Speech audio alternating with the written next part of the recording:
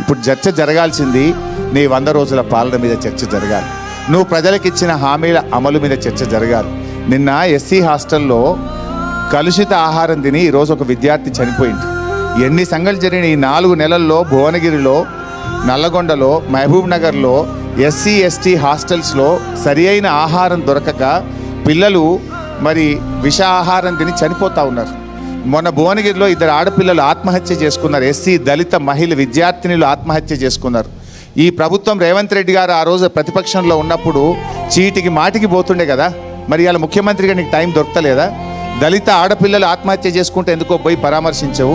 నిన్న కలుషిత ఆహారం తిని గాంధీలో విద్యార్థి చనిపోతే అర్జెంటుగా పోలీసులు పోయి ప్యాక్ చేసి తల్లిదండ్రులను బెదిరించి మేము హాస్పిటల్కి మేము ప్రతిపక్షం వాళ్ళు పోతామంటే మాకు అవకాశం ఇవ్వకుండా శవాన్ని ఊరుకు పంపిస్తావు.